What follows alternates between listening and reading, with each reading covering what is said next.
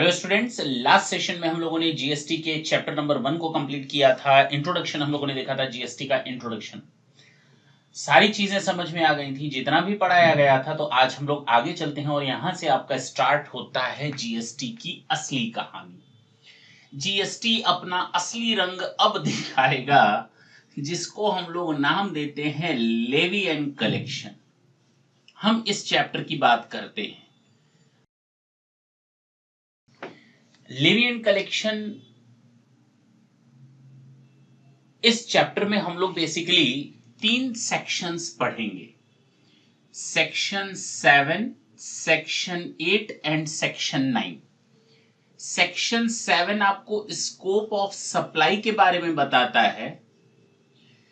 Section 8 आपको composite and mixed supply के बारे में बताता है। मैं अभी कुछ नहीं बता रहा, मैं आपको केवल ये बता रहा हूं कि इस चैप्टर में क्या कवरेज होगी। और सेक्शन 9 आपको लेवी एंड कलेक्शन के बारे में बताता है। अच्छा, इसके साथ साथ इस चैप्टर में हम लोग 3 शेड्यूल के बारे में डिस्कस करेंगे। Schedule 1, 2 and 3। इन 3 शेड्यूल्स के बारे में बात करेंगे। शेड्यूल नंबर 1 बोलता है कि ये वो एक्टिविटीज हैं जिनको हम सप्लाई मानेंगे अगर ये विदाउट कंसीडरेशन होंगे तो भी। सर समझ में नहीं आया, मैंने कहा ना, अभी हम कुछ समझा ही नहीं रहे। अभी तो हम ये टॉपिक बता रहे हैं कि इस चैप्टर में हम लोग क्या क्या स्टडी करेंगे। आप ये देखेंगे, activities to be treated as supply of goods और सर्विसेज। सर नहीं कोई चीज बताइए, ये तो हम लोग पढ़ेंगे ही पढ़ेंगे, ठीक है, लेकिन स्पेसिफिक है ये। Activities not to be treated supply। ना तो ये सप्लाई ऑफ गुड्स माने जाएंगे, ना तो सप्लाई ऑफ सर्विसेज। चलिए, अब इतनी चीजें पढ़नी है, क्यों ना हम कुछ बेसिक चीजों के बारे में, 2-4 और चीजों के बारे में जान लें। जैसा कि मैंने आपको पहले भी बताया है कि सप्लाई का मतलब सप्लाई ऑफ गुड्स भी होता है और सप्लाई का मतलब सप्लाई ऑफ सर्विसेज भी होता है। तो अगर मैंने लिखा है not to be treated supply, it means neither it will be considered as supply of goods nor it will be considered as supply of services. ठीक है ना। चलिए, तो सप्लाई का मतलब सप्लाई ऑफ गुड्स, सप्लाई का मतलब सप्लाई ऑफ सर्विसेज, दोनों से लिया जाता है। सर ये स्कोप ऑफ सप्लाई का मतलब क्या है? हम सीधे अपने चैप्टर कवरेज पर आते हैं। जो आपको शुरू में डेफिनेशन पार्ट दिख रहा होगा, जो आपके हाथ में हैंडआउट्स हैं, उसमें जो शुरू में डेफिनेशन पार्ट दिख रहा है, हाँ, उन डेफिनेशंस का भी सपोर्ट लेंगे। लेकिन चैप्टर को कवर करते करते करते करते अगर हम उसको पहले देखेंगे तो बेसलेस हो करके पढ़ाई करने से अच्छा है पहले वो एम पता चल जाए। यानी जब हम चैप्टर को कवर करेंगे हमें समझ में आएगा, अच्छा हमें मनी के बारे में पढ़ना है, अच्छा हमको कंसीडरेशन के बारे में जानना है, अच्छा हमको गुड्स के बारे में जानना है, अच्छा भाई अच्छा हमको सर्विसेज के बारे में जानना है। तो जब ये पता चलेगा कि हमको इन चीजों को जानना है, then at that time we will discuss about the definitions which are given over here. तो हम सीधे अपने चैप्टर कवरेज से स्टार्ट करेंगे। जो कुछ भी इश्यूज आएंगे वो साथ में डील करते हुए चलेंगे, मजा भी आएगा। चलिए, सबसे पहले सेक्शन 7 की बात करते हैं, स्कोप ऑफ सप्लाई की बात करते हैं। सबसे पहले हम सेक्शन 7 की बात करते हैं और स्कोप ऑफ सप्लाई की बात करते हैं। स्कोप ऑफ सप्लाई, सप्लाई का दायरा कितना बड़ा है, सप्लाई कहां तक फैली हुई है, कौन कौन सी चीजें सप्लाई की कैटेगरी में शामिल होंगी और किनको हम सप्लाई नहीं मानेंगे, उसके बारे में बताया जाता है स्कोप ऑफ सप्लाई। यानी कि सप्लाई का दायरा कहां तक फैला हुआ है, और सप्लाई का दायरा अगर हमें पता चल जाए तो हम अपने जीएसटी में जाहिर सी बात है आधी टेंशन तो खत्म कर लेंगे जी। अगर आप देखें सेक्शन 7 सीधे तो स्कोप ऑफ सप्लाई, और वहां पर सप्लाई को डिफाइन किया गया है, सप्लाई मींस, सप्लाई मींस। और अगर इस टॉपिक को देखें तो 3 सबसेक्शंस दिए हुए हैं, section 7 subsection 1, section 7 subsection 2, section 7 subsection 3। Section 7 sub section 1 ही सबसे इंपॉर्टेंट है, 2 और 3 तो सपोर्टेड हैं, देखा जाएगा। सेक्शन 7 सब सेक्शन 1 बोलता है सप्लाई इंक्लूड्स, वर्ड ढंग से अंडरलाइन कर लें, इंक्लूसिव डेफिनेशन दी हुई है, एक्सक्लूसिव डेफिनेशन नहीं दी हुई है। इंक्लूसिव डेफिनेशन देने के पीछे सबसे बड़ा लॉजिक ये होता है कि समय समय पर फ्यूचर में अगर कोई ऐसी बात समझ में आएगी जिसको हम सप्लाई के दायरे में शामिल कर सकें तो हम यहां पर इसको शामिल कर लेंगे। मींस सप्लाई इसके अलावा भी शामिल हो सकती है, वो टाइम की बात है, फ्यूचर की बात है। अगर कोई चीज और इस कैटेगरी में इंक्लूड करना चाहें हम तो कर सकते हैं, इसीलिए इंक्लूसिव डेफिनेशन है जिसमें और चीजें समावेश की जा सकती हैं। चलिए, supply includes all forms of supply, all forms of supply of goods और सर्विसेज, किसी भी तरह की सप्लाई ऑफ गुड्स हो, किसी भी तरह की सप्लाई ऑफ सर्विसेज हो, वो सप्लाई में शामिल हैं, वो सप्लाई के दायरे में आएंगी। दो चीजें, supply of goods, supply of services, किसी भी फॉर्म में हो, चाहे वो सेल्स हो, चाहे वो एक्सचेंज हो, चाहे वो बार्टर रूल आपको जानते होंगे, एक्सचेंज ही होता है, सेल हो, ट्रांसफर हो, बार्टर एक्सचेंज, लाइसेंस हो, रेंटल हो, लीज हो और डिस्पोजल हो, ये सारी चीजें स्कोप ऑफ सप्लाई में कवर्ड होती हैं। Supply includes all forms of supply of goods और all forms of supply of services and both as में आ जाएगा आपका sale, transfer, barter exchange, rental, lease, ये सारी की सारी चीजें हमारी शामिल होंगी। डिस्पोजल, ये सारा का सारा चीज हमारा शामिल होगा सप्लाई में, किसी भी तरह की सप्लाई हो वो स्कोप ऑफ सप्लाई में कवर्ड होगी। मैं फिर से बोलता हूं, all forms of supply of goods और सर्विसेज और both such as sale, transfer, barter exchange, license, lease, rental और डिस्पोजल मेड और agree to be made for consideration. Underline कर लेंगे आप कंसीडरेशन वर्ड को। मैंने थोड़ी देर पहले आपको बोला ना, जब इंपॉर्टेंट सेंटेंस आएंगे या इंपॉर्टेंट वर्ड्स आएंगे तो उनकी डेफिनेशन देखनी पड़ेगी, तो आ गया कंसीडरेशन। इसका अब हम लोग थोड़ी देर बाद डेफिनेशन जरूर देखेंगे। कंसीडरेशन का मतलब क्या होता है, पूरा उसके लिए एक टॉपिक बना हुआ है जिसमें monetary consideration, non monetary consideration दोनों शामिल होते हैं। तो फिलहाल आगे बढ़ते हैं। by a person in the course or furtherance of business, in the course of or furtherance of business, मैं फिर से क्लियर कर देता हूं, supply includes all forms of supplies of services or goods such as sale, transfer, barter exchange, license, lease, rental और disposal और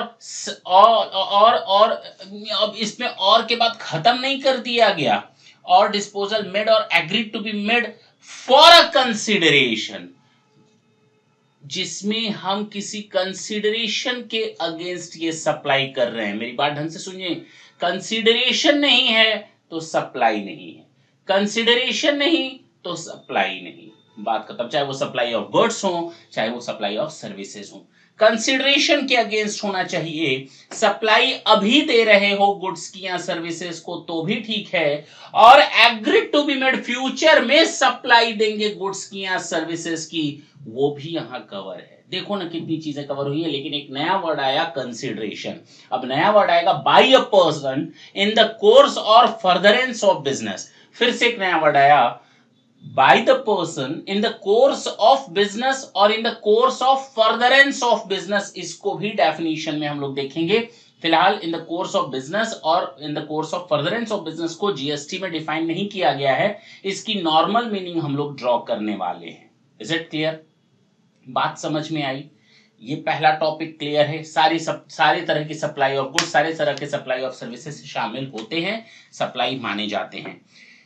अच्छा, इसके अलावा इंपोर्ट ऑफ सर्विस, हम कोई सर्विस इंपोर्ट कर रहे हैं उसको भी सप्लाई मान रहे हैं। सर क्या बात कर रहे हैं, कोई चीज आ रही है तो उसको जाना कैसे माना जाता है? मैंने कहा ना, इंपोर्ट ऑफ सर्विसेज अगर आप कर रहे हैं तो इंपोर्ट का मतलब आउटसाइड इंडिया से, अगर आप इंडिया में कोई सर्विसेज इंपोर्ट करते हैं, import of services for a consideration whether or not in the course of furtherance of business, import of services for a consideration whether or not in the course of or furtherance of business, पहले में मैंने बताया in the course of business और in the course of furtherance of business. दूसरे में मैं बता रहा हूं इंपोर्ट ऑफ सर्विस कर रहे हैं, कंसिडरेशन देकर इंपोर्ट ऑफ सर्विस कर रहे हैं, कंसिडरेशन देकर इंपोर्ट ऑफ सर्विस कर रहे हैं, चाहे वो आपके बिजनेस में यूज होने लायक हो या ना हो, वो भी आपकी सप्लाई मानी जाएगी। सर अजीब लग रहा है, इसीलिए तो मैंने कहा कि ये चीजें शामिल की गई हैं। अब आपको अजीब लगे या अजीबो गरीब लगे, लेकिन हाँ आगे चलकर आपको ये समझ में आएगा ऐसा क्यों है।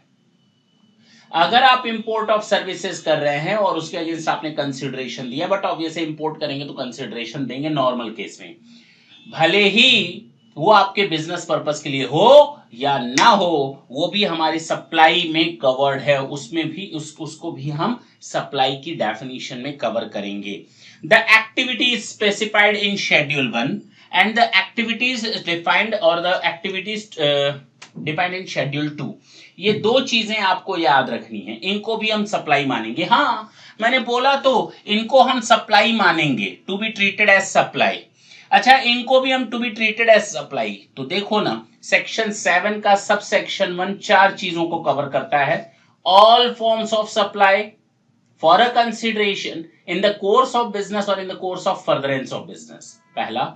दूसरा बताता है import of service for a consideration whether it is in the course of business or furtherance of business or not। तीसरा, फोर्थ, शेड्यूल 1 एंड शेड्यूल 2। तो ये चीज आपको याद रखनी पड़ेगी। सेक्शन 7 सब सेक्शन 1 में ये चार पॉइंट्स कवर होते हैं, supply includes. Section 7 sub section 2 बोलता है ये दो चीजें याद रखो, ये सप्लाई में कवर नहीं होगा। Not with standing contained in सब सेक्शन 1, ऊपर वाले को अगर छोड़ दिया जाए, shall be treated neither as supply of goods nor a supply of service। इनको हम ना तो supply of goods मानेंगे ना तो supply of service मानेंगे। सर वो कौन सी चीजें हैं? वो दो चीजें हैं। पहला शेड्यूल 3 को ना तो आप सप्लाई ऑफ गुड्स मानेंगे ना तो सप्लाई ऑफ सर्विस मानेंगे। शेड्यूल 3 को ना तो सप्लाई ऑफ गुड्स मानेंगे और ना तो सप्लाई ऑफ सर्विस मानेंगे। और तो और इसके अलावा अगर गवर्नमेंट जीएसटी काउंसिल के रिकमेंडेशन से किसी सप्लाई ऑफ गुड्स और सप्लाई ऑफ सर्विस को सप्लाई नहीं मानती है तो उसको भी हम सप्लाई नहीं मानेंगे। मैं पढ़ देता हूं, not with standing anything contained in subsection 1, activities or transactions specified in schedule 3 or such activities or transaction undertaken by the central government, a state government or any local authority in which they are engaged as public authorities as may be notified by the government on the recommendation of the council shall be treated neither as a supply of goods nor a supply of service। अगर मैं बोलूं section 7 sub section 2, section 7 में अभी तक हम लोगों ने दो सब सेक्शन देखे 1 एंड 2। 1 में देखा ये सप्लाई मानी जाती हैं, all forms of supply for a consideration by the person in the course of business or in the furtherance of business। दूसरा इसी में ही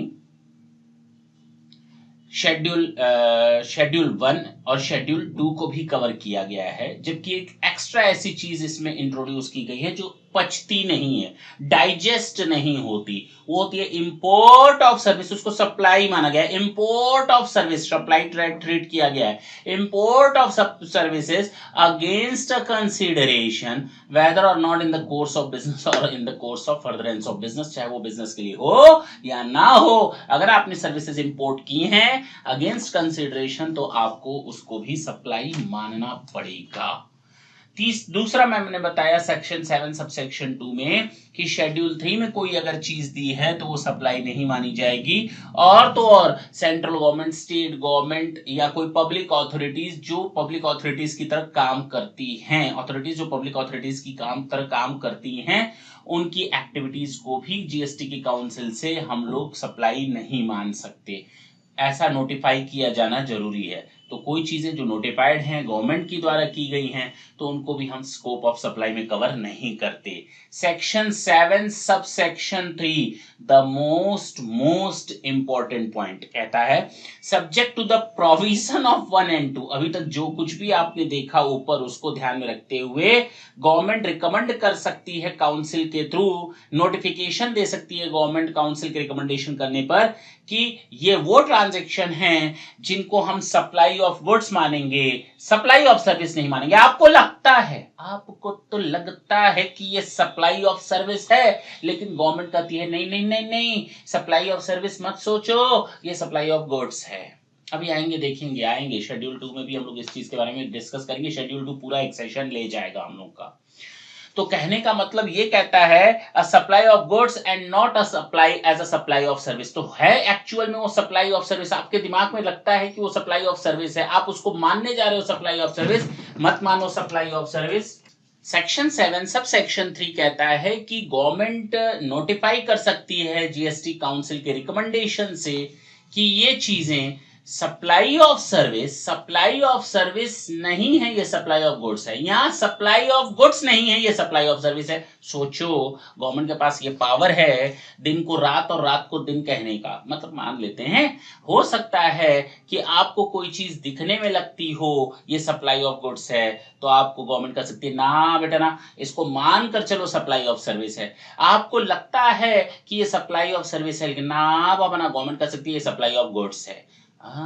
जैसे आप वर्क कॉन्ट्रैक्ट देखेंगे, जिसमें बिल्डिंग क्रिएट की जाती है, वर्क कॉन्ट्रैक्ट यानी कि बिल्डिंग्स वगैरह बनाई जाती है, तो उनको वर्क कॉन्ट्रैक्ट को गवर्नमेंट ने सीधे सीधे कहा ये सप्लाई ऑफ सर्विस है। सोचो, उसमें मटेरियल भी कंज्यूम हो रहा है, सीमेंट लग रहा है, रॉड लग रहा है, सब लग रहा है, लेकिन उसको गवर्नमेंट ने कहा ये सप्लाई ऑफ सर्विस है। रेस्टोरेंट है, उसमें भी खाना लगता है, खाना बनता है ना, खाना बनता है रेस्टोरेंट में, आप खाना खाते हैं, लेकिन गवर्नमेंट कहती है ये सप्लाई ऑफ सर्विस है।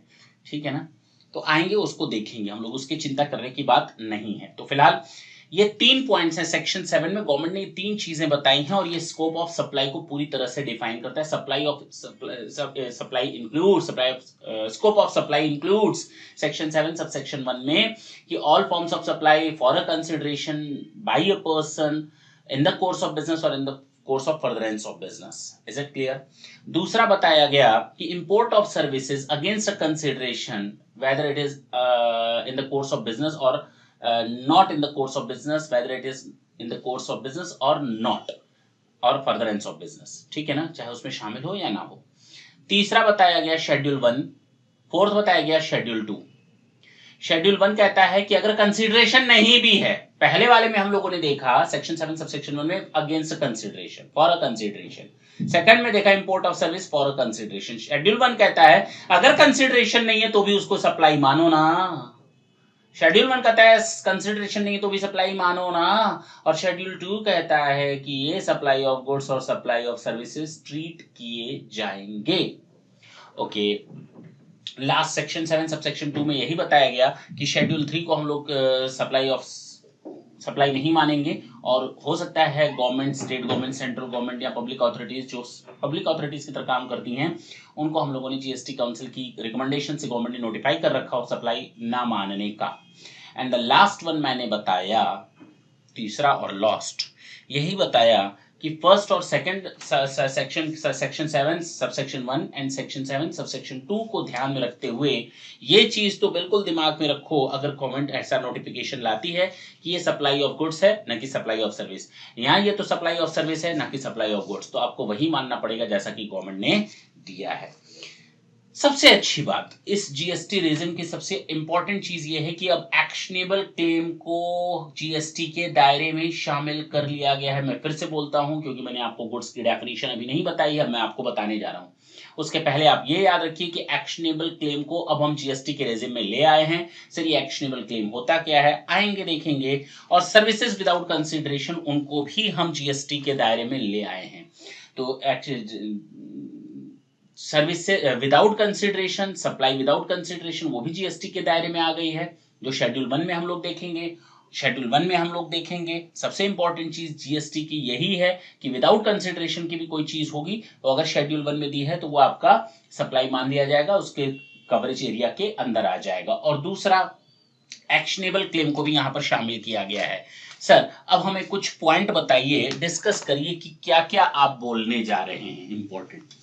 हम लोगों ने अभी तक यही देखा कि हम स्कोप में सप्लाई ऑफ गुड्स की बात करते हैं, सप्लाई में सप्लाई ऑफ सर्विसेज की बात करते हैं, हम लोग इसमें कोर्स ऑफ बिजनेस इसकी बात हम लोगों ने की, in the course of business और in the course of furtherance of business. इसकी बात की। सर ये सब वर्ड्स हैं क्या, इनको समझाइए ना। सर ये कंसीडरेशन भी आपने एक वर्ड बोला था, इसको भी तो आपको समझाना पड़ेगा। अगर कंसीडरेशन नहीं समझाएंगे, मॉनेटरी और नॉन मॉनेटरी कंसीडरेशंस क्या होते हैं, तो हम लोग समझेंगे कैसे कि ये हैं क्या चीजें। चलिए सबसे पहले हम लोग गुड्स की बात करते हैं। The most important word, the goods. Okay, goods की बात कर लेते हैं। डेफिनेशन दिया सेक्शन 2 सबसेक्शन 52 में।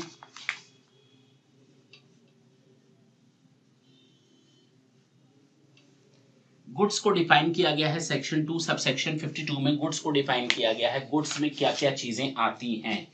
तो अगर देखा जाए तो गुड्स में सर्विसेज को हटा दो तो गुड्स हो गए, या तो गुड्स होंगी या तो सर्विसेज होंगी। अच्छा, लेकिन कुछ स्पेसिफिक चीजें हैं, जरा ढंग से देखें। Goods means every kind of movable property. एक मतलब तो ये समझ में आया कि इमूवेबल प्रॉपर्टी पर हमारा जीएसटी नहीं लगता। अभी भ्रम है, लेकिन हम लोग देखेंगे। Means every kind of movable property other than money and securities. तो देखो ना, किनको हटा दिया गया है, मनी को हटा दिया गया है और सिक्योरिटीज को भी हटा दिया गया है। शेयर्स वगैरह होते हैं ना, शेयर डिवेंचर बॉन्ड्स, उनको भी हटा दिया गया है। तो मनी और सिक्योरिटीज को अब गुड्स की डेफिनेशन से बाहर रखा गया है।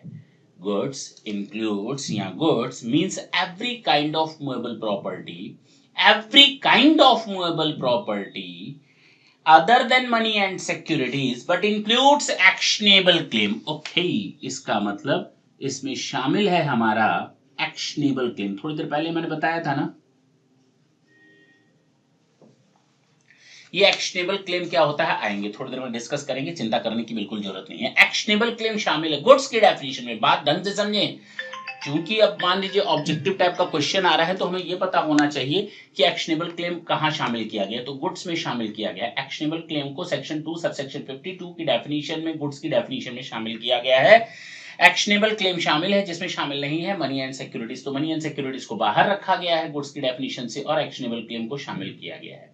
दोनों में आप फर्क समझेंगे, दोनों में आपको फर्क समझना है। गुड्स की डेफिनेशन बहुत इंपॉर्टेंट है। जैसे ही गुड्स की डेफिनेशन खत्म होगी, सर्विस की डेफिनेशन बहुत आसानी के साथ कवर अप हो जाएगी। कहता है means every kind of movable property other than money and securities but includes actionable claims, growing crops, grass and things attached to a farming part of the land which are agreed to be severed before supply or under a contract of supply। Sir समझ में नहीं आया, मैंने कहा था ना आपको bore नहीं होने देंगे।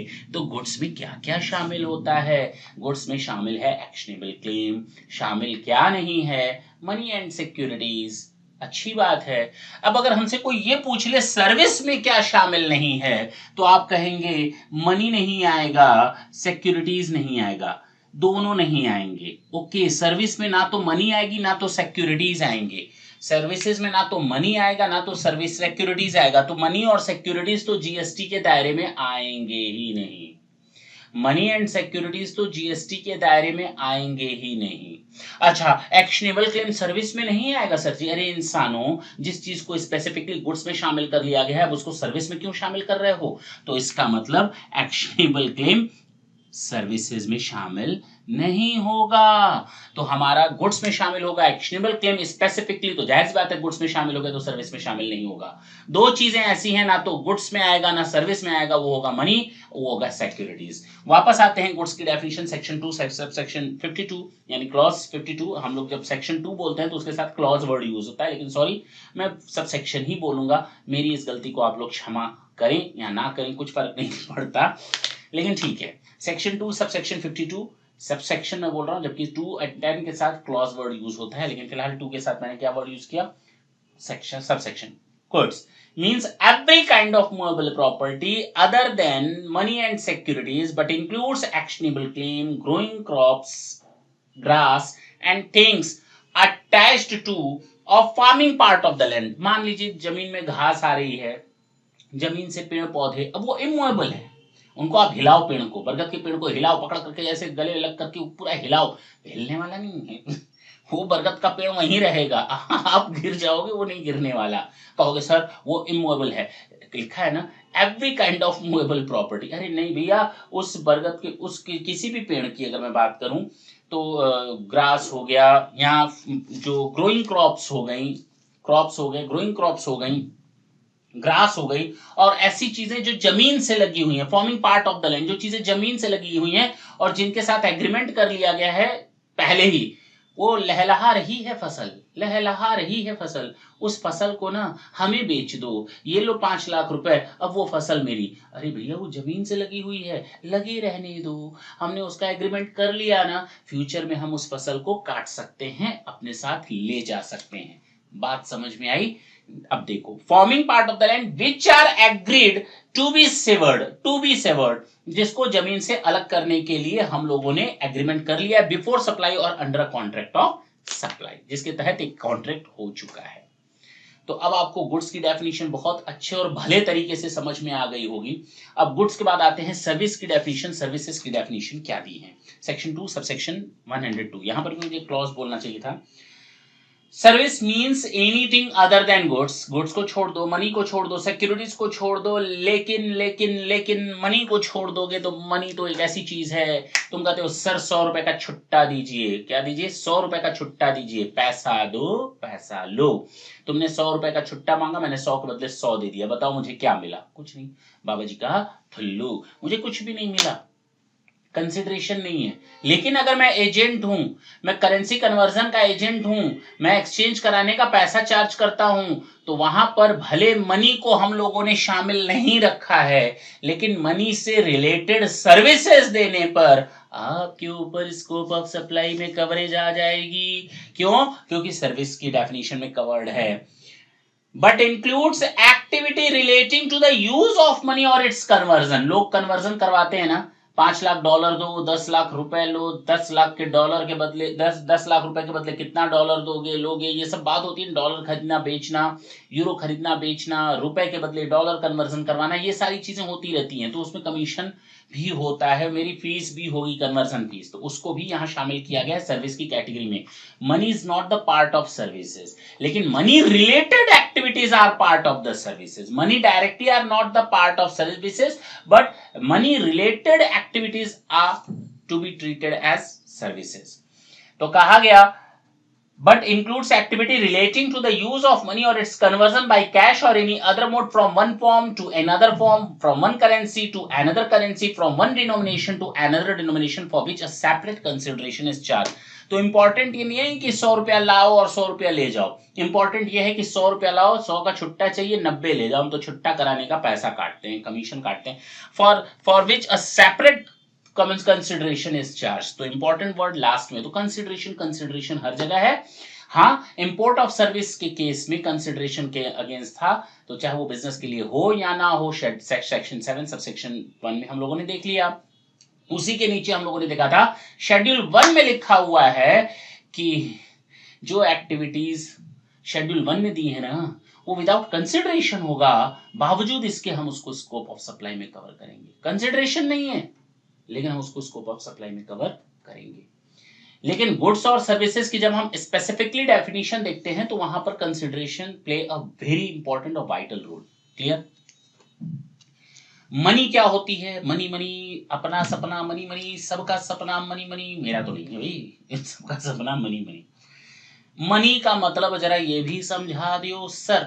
मनी मीन्स, मनी में शामिल है हर तरह की चीजें, cash, cheque, promissory note, bankers draft, travellers cheque, gift cheque, ये सारी चीजें मनी की कैटेगरी में आती हैं। Bills, money means Indian legal tender और any foreign currency, cheque, promissory note, bills of exchange, letter of credit, draft, pay order, travellers cheque, money order, postal order और electronic remittance और any other similar instrument जिससे हमारी liabilities का settlement हो सकता है।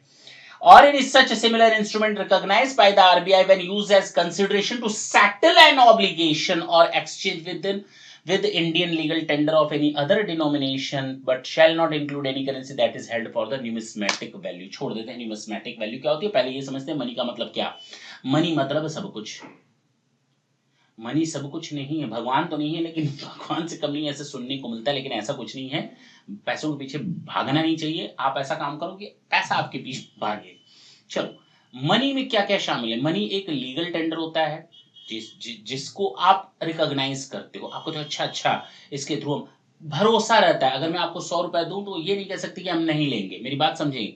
मैं अगर 100 रुपए देता हूं तो आप ये नहीं कहेंगे कि क्योंकि उसके पीछे सिक्योरिटीज हैं, किसकी? गवर्नमेंट ऑफ इंडिया की। अब वो इंडियन करेंसी हो चाहे फॉरेन करेंसी हो, वो आपका किसी न किसी सिक्योरिटी के बेस पर ही वो रुपए आप तक पहुंच रहे हैं या मेरे पास आ रहे हैं, ठीक है ना? उस पर हम लोग ट्रस्ट करते हैं, उस पर हम लोग ट्रस्ट करते हैं। इसके अलावा bills of exchange, promissory note, travellers cheque, gift cheque, bank draft, money order, postal order, कोई इलेक्ट्रॉनिक रेमिटेंसेस, जो इलेक्ट्रॉनिक आजकल एनईएफटी वगैरह चलता है, इलेक्ट्रॉनिक रेमिटेंसेस या कोई इस तरह का इंस्ट्रूमेंट जिससे हम अपनी लायबिलिटीज को सेटल कर सकते हैं, वो हमारा शामिल होता है मनी में। लेकिन एक ऐसी चीज है जिसको हम मनी में शामिल नहीं करेंगे, वो है न्यूमिस्मेटिक वैल्यू। के लिए अगर आप किसी करेंसी को रखते हैं, न्यूमिस्मेटिक वैल्यू, मेरे पास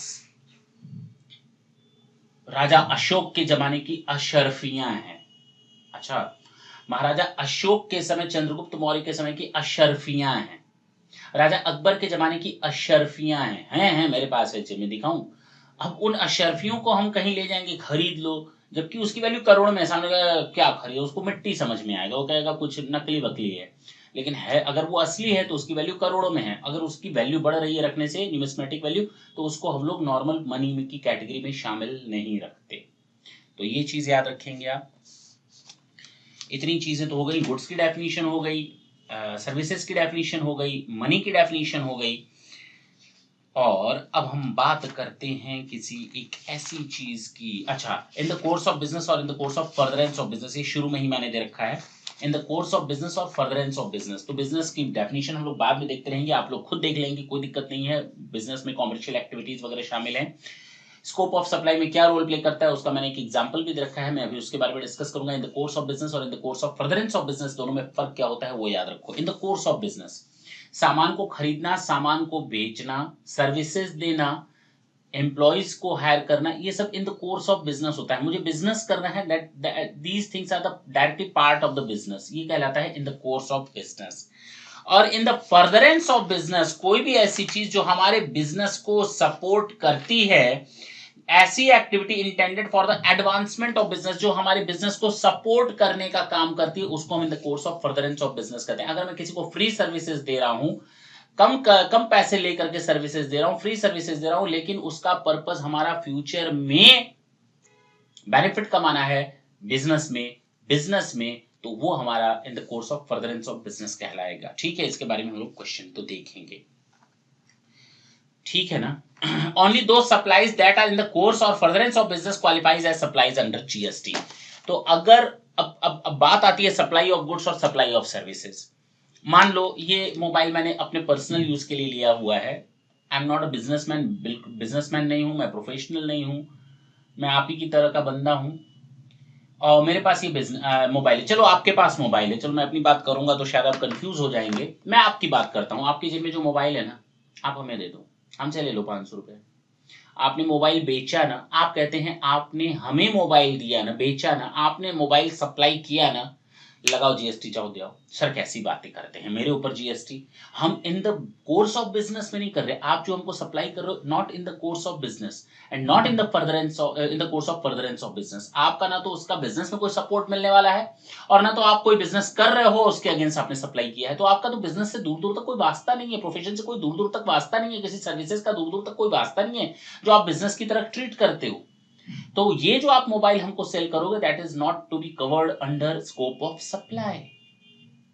ये याद रखेंगे, in the course of business और in the course of furtherance of business, ये मैंने सेक्शन 7 सब सेक्शन 1 के पहले पार्ट में ही बता दिया था। All forms of supply such as sale, transfer, barter exchange, rental, lease, ये सारी चीजें बताई थी, और डिस्पोजल की। और उसमें मैंने कहा था in the against consideration by the person in the course of business or in the course of furtherance of business। तो ये कितना इंपॉर्टेंट वर्ड है, सोचो, वही सप्लाई में आएगा। अगर आप अपनी मोबाइल हमको बेचते हो तो ये सप्लाई में नहीं आएगा। मैं एक बिजनेसमैन हूं, मेरी बात समझना, मैं एक बिजनेसमैन हूं, मैं मोबाइल खरीदने और बेचने का काम करता हूं। अगर मैं वही मोबाइल आपको बेचूं तो मेरे लिए सप्लाई है, मुझे जीएसटी देना पड़ेगा, वो सप्लाई की कैटेगरी में शामिल हो जाएगा, क्योंकि मैं ये जो सामान बेच रहा हूं, सप्लाई कर रहा हूं, ये that is in the course of the business और in the course of furtherance of business. दोनों में फर्क समझ में आया?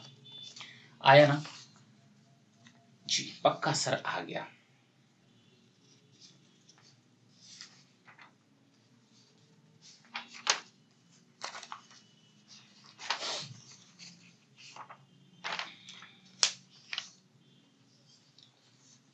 लाइसेंस का क्या मतलब होता है?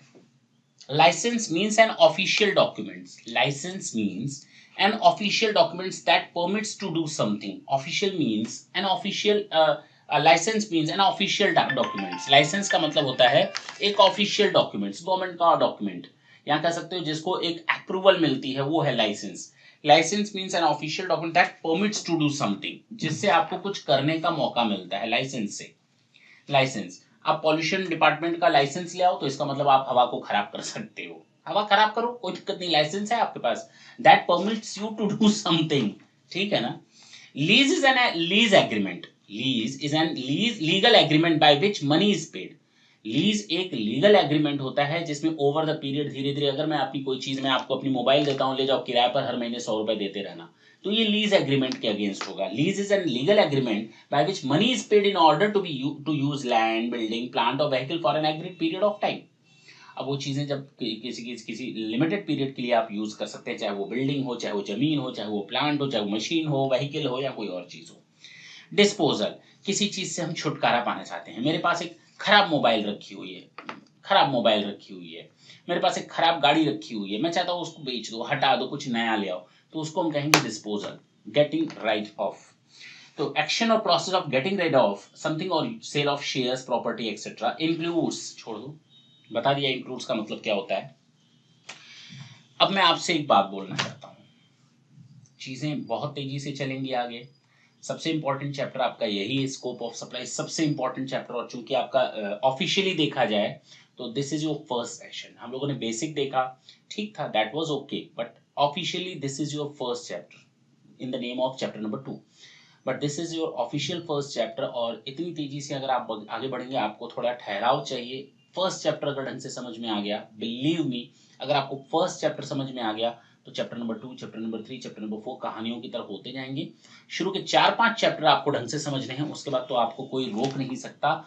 एक बार अगर सारी चीजें क्लियर होने लगे, और सबसे इंपॉर्टेंट चीज होती है बेस, बेस बनाना। देखो ना, मुझे अगर 10 माले की बिल्डिंग खड़ी करनी हो, मेरे एक दोस्त ने एक बहुत अच्छी चीज बताई थी, उसने कहीं से पढ़ा ही होगा लेकिन हाँ, उसने हमसे शेयर किया था।